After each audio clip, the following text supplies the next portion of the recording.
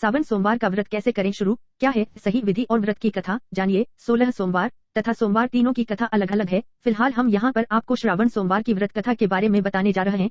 सावन का सोमवार इस साल जुलाई 2011 से शुरू होने जा रहा है। पहला सावन सोमवार व्रत जुलाई 2014 को रखा जाएगा। अगर आप भी इस साल पहली बार सोमवार का व्रत रखने वाली हैं, तो इसका सही नियम क्या है और इसकी व्रत कथा है, आइए जानते हैं। कैसे करें सावन सोमवार का व्रत। सोमवार का व्रत चैत्र, वैशाख, श्रावण, मार्गशीर्ष, कार्तिक किसी भी मास से प्रारंभ किया जा सकता है, लेकिन श्रावण मास में सोमवार व्रत शुरू करने का अधिक महत्व है। इस व्रत को करने से स्त्रियों को पति पुत्र सुख प्राप्त होता है। सोमवार पूजा विधि विधान। सोमवार का व्रत साधारणतया दिन के तीसरे पहर तक होता है। व्रत में फलाहार या परायण का कोई खास नियम नहीं है, लेकिन ये जरूरी है कि दिन रात में केवल एक समय भोजन करें। सोमवार के व्रत में शिवजी व पार्वती का पूजन करना चाहिए। के पश्चात राजकुमारी ने जब अपनी चुंदड़ी पर ऐसा लिखा हुआ पाया तो उसने कान्हे राजकुमार के साथ जाने से मना कर दिया और कहा कि यह मेरा पति नहीं है, मेरा विवाह इसके साथ नहीं हुआ है। जिसके साथ मेरा विवाह हुआ है वह तो काशी जी पढ़ने गया है। राजकुमारी के माता पिता ने अपनी कन्या को विदा नहीं किया और बारात वापस चली गई। उधर सेठ का लड़का और उसका मामा काशी जी पहुंच गए। वहां जाकर उन्होंने यज्ञ करना और लड़के ने पढ़ना शुरू कर दिया। जब लड़के की आयु 12 साल की हो गई उस दिन उन्होंने यज्ञ रचा रखा था। लड़के ने अपने मामा से कहा, मामा जी आज मेरी तबीयत कुछ ठीक नहीं है। मामा ने कहा, अंदर जाकर सो जाओ। लड़का अंदर जाकर सो गया और थोड़ी देर में उसके प्राण निकल गए। जब उसके मामा ने आकर देखा तो वह मृत पड़ा है, तो उसको बड़ा दुख हुआ और उसने सोचा कि अगर मैं अभी रोना पीटना मचा दूंगा तो यज्ञ का कार्य अधूरा रह जाएगा। अतः उसने श्रावण सोमवार व्रत कथा। एक बहुत धनवान साहूकार था जिसके घर धन आदि किसी प्रकार की कमी नहीं थी, लेकिन उसको एक दुख था कि उसके कोई संतान नहीं थी। वह इसी चिंता में रात दिन रहता था। वह पुत्र की कामना के लिए प्रति सोमवार को शिव जी का व्रत और पूजन किया करता था और सायंकाल को शिव मंदिर में जाकर शिव जी के सामने दीपक जलाया करता था।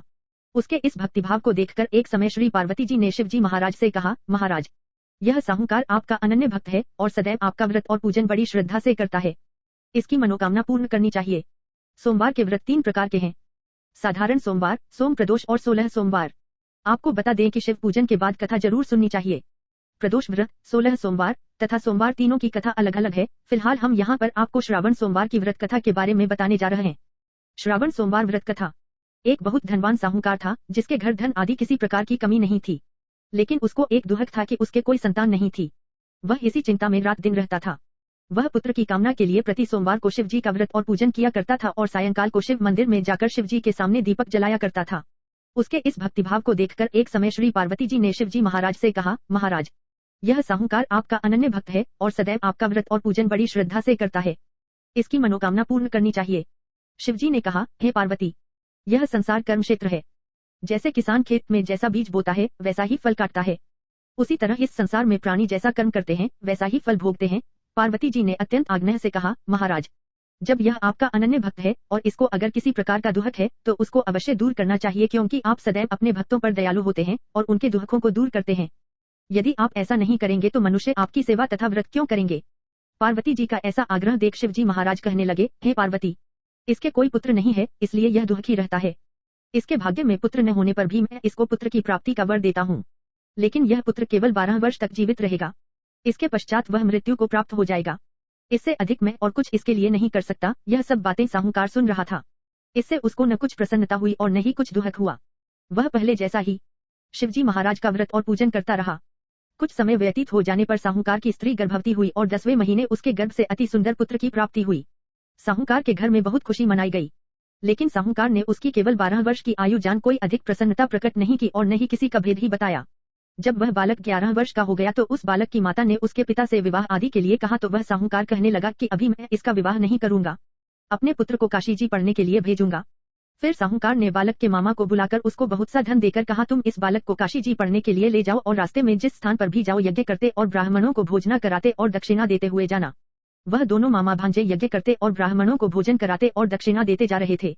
रास्ते में एक शहर पड़ा। उस शहर में राजा की कन्या का विवाह था, परंतु जो राजकुमार विवाह कराने के लिए आया था वह एक आंख से काना था। उसके पिता को इस बात की बड़ी चिंता थी कि कहीं वर को देख कन्या के माता पिता विवाह में किसी प्रकार की अड़चन पैदा न कर दें। इस कारण जब उसने अति सुंदर सेठ के लड़के को देखा तो उसने मन में विचार किया कि क्यों न द्वारचार के समय इस लड़के से वर का काम चलाया जाए। ऐसा विचार कर वर के पिता ने उस लड़के और उसके मामा से बात की तो वे राजी हो गए। फिर उस लड़के को वर के कपड़े पहनाकर घोड़ी पर चढ़ाकर दरवाजे पर ले गए और सभी कार्य प्रसन्नता से पूर्ण हो गए। फिर वर के पिता ने सोचा कि यदि विवाह कार्य भी इसी लड़के से करा लिया जाए तो क्या बुराई है। ऐसा विचार कर लड़के और उसके मामा से कहा, यदि आप फेरों का और कन्यादान के काम को भी करा दें तो आपकी बड़ी कृपा होगी। मैं इसके बदले में आपको बहुत कुछ धन दूंगा। तो उन्होंने स्वीकार कर लिया। विवाह कार्य भी बहुत अच्छी तरह से संपन्न हो गया। परंतु जिस समय लड़का जाने लगा तो उसने राजकुमारी की चुंदड़ी के पल्ले पर लिख दिया, तेरा विवाह तो मेरे साथ हुआ है, परंतु जिस राजकुमार के साथ तुमको भेजेंगे वह एक आंख से काना है। मैं काशी जी पढ़ने जा रहा हूँ। लड़के के जाने के पश्चात राजकुमारी ने जब अपनी चुंदड़ी पर ऐसा लिखा हुआ पाया तो उसने काने राजकुमार के साथ जाने से मना कर दिया और कहा कि यह मेरा पति नहीं है, मेरा विवाह इसके साथ नहीं हुआ है। जिसके साथ मेरा विवाह हुआ है वह तो काशी जी पढ़ने गया है। राजकुमारी के माता पिता ने अपनी कन्या को विदा नहीं किया और बारात वापस चली गई। उधर सेठ का लड़का और उसका मामा काशी जी पहुंच गए। वहां जाकर उन्होंने यज्ञ करना और लड़के ने पढ़ना शुरू कर दिया। जब लड़के की आयु 12 साल की हो गई उस दिन उन्होंने यज्ञ रचा रखा था। लड़के ने अपने मामा से कहा, मामा जी आज मेरी तबीयत कुछ ठीक नहीं है। मामा ने कहा, अंदर जाकर सो जाओ। लड़का अंदर जाकर सो गया और थोड़ी देर में उसके प्राण निकल गए। जब उसके मामा ने आकर देखा तो वह मृत पड़ा है तो उसको बड़ा दुख हुआ और उसने सोचा कि अगर मैं अभी रोना पीटना मचा दूंगा तो यज्ञ का कार्य अधूरा रह जाएगा। अतः उसने जल्दी से यज्ञ का कार्य समाप्त कर ब्राह्मणों के जाने के बाद रोना पीटना आरंभ कर दिया। संयोगवश उसी समय शिव पार्वती जी उधर से जा रहे थे। जब उन्होंने जोर जोर से रोने की आवाज सुनी तो पार्वती जी कहने लगी, महाराज कोई दुखिया रो रहा है, इसके कष्ट को दूर कीजिए। जब शिव पार्वती ने पास जाकर देखा तो वहाँ एक लड़का मृत पड़ा था। पार्वती जी कहने लगी, महाराज यह तो उसी सेठ का लड़का है जो आपके वरदान से हुआ था। शिवजी कहने लगे, हे पार्वती इसकी आयु इतनी थी सो यह भोग चुका। तब पार्वती जी ने कहा, हे महाराज इस बालक को और आयु दो नहीं तो इसके माता पिता तड़पत पकर मर जाएंगे। पार्वती जी के बार बार आग्रह करने पर शिवजी ने उसको जीवन वरदान दिया और शिवजी महाराज की कृपा से लड़का जीवित हो गया। शिव पार्वती कैलाश चले गए। शिक्षा पूर्ण होने पर वह लड़का और मामा उसी प्रकार यज्ञ करते तथा ब्राह्मणों को भोजन कराते तथा दक्षिणा देते अपने घर की ओर चल पड़े। रास्ते में उसी शहर में आए जहाँ उसका विवाह हुआ था।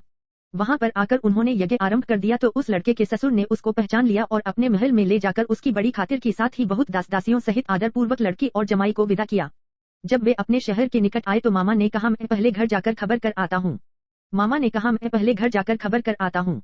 जब उस लड़के का मामा घर पहुंचा तो लड़के के माता पिता घर की छत पर बैठे थे और उन्होंने यह प्रण कर रखा था कि यदि हमारा पुत्र सकुशल लौट आया तो हम राजी खुशी नीचे आ जाएंगे, नहीं तो छत से गिरकर अपने प्राण दे देंगे।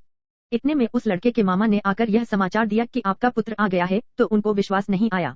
उसके मामा ने शपथ पूर्वक कहा कि आपका पुत्र अपनी पत्नी के साथ बहुत सारा धन लेकर आया है। तो सेठ ने आनंद के साथ उसका स्वागत किया और सब बड़ी प्रसन्नता के साथ रहने लगे। इसलिए कोई भी सोमवार के व्रत को धारण करता है अथवा इस कथा को पढ़ता और सुनता है उसकी समस्त मनोकामनाएं पूर्ण होती हैं तथा इस लोक में सुख भोग कर